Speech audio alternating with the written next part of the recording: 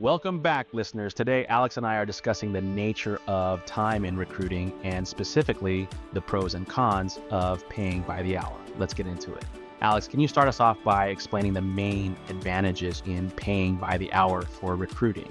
I think I'm going to turn the table back to you, Tyler, here in a second. But the first thing that comes to my mind, and what I've heard from clients that have tried this in the past, is that it felt like there was a level of accountability and maybe more value based on their conception of what recruiting was. Essentially, I pay my accountant by the hour, I pay my lawyer by the hour. Why wouldn't I pay my recruiter by the hour? That's a really interesting point, Alex. It makes sense from a business owner's perspective to seek that same level of accountability they're used to with other professional services. It's like attaching a direct value to the time spent on recruiting, but flipping it back to me, I suppose one could argue that it might encourage efficiency. If you're paying by the hour, there's a potential incentive for recruiters to work more diligently to fill positions quickly. However, do you think there might be any downsides to this approach? Well, yeah, I actually disagree with that logic. I think that if you pay by the hour, then you are incentivizing that recruiter to take as much time as they think they can take.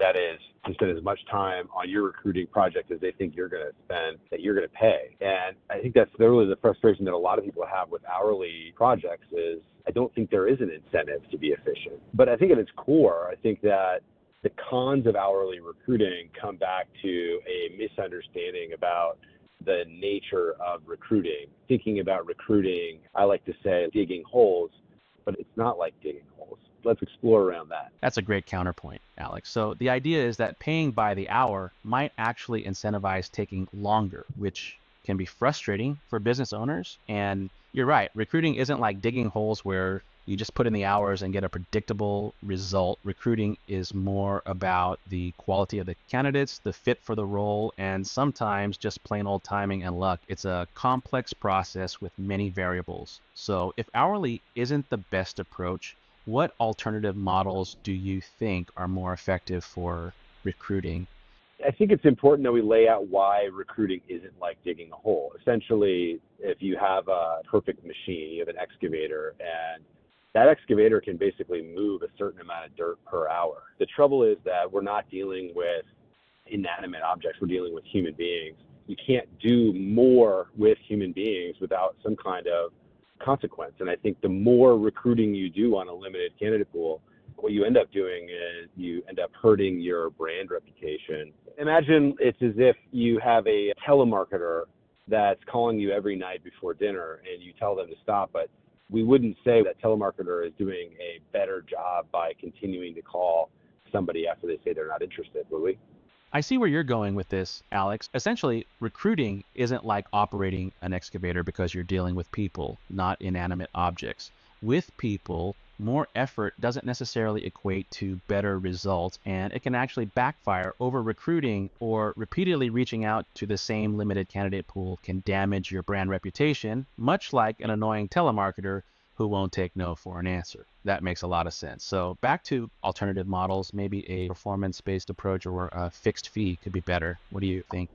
I don't want to talk about alternatives. I want to talk about the pros and cons. So the cons we've already talked about, the pros we've talked about. I think it really just comes down to, it makes sense on its surface. I can absolutely see why somebody would think, you know what, why would I pay 25% of the person we're hiring first year salary? Why would I do that? Why don't I just pay this person by the hour? I get that logic. I think that the challenge there is that it still doesn't properly align the incentives to get what you want as a business leader. I think although it's well-intentioned, I haven't talked to anybody who's had a positive experience with that way to go. And I think the other thing here too, I said earlier, why don't we pay our accountants or our lawyers, or pay our recruiters or we pay our accountants or lawyers? I would argue that the job of a recruiter is much different from a professional standpoint to a professional salesperson than it is to a service professional like those two. And I think everybody's in agreement that the best way to compensate professional salespeople is to give them tremendous upside. All right, let's break it down a bit more. So the pros we've covered include the perceived accountability and value alignment, much like paying other service professionals. However, the cons are significant. Paying by the hour can lead to inefficiency and even brand damage due to over recruiting. And you're saying that although the logic behind hourly pay is understandable, it doesn't align incentives in a way that actually benefits the business leader. It's fascinating to think about recruiting more like professional sales.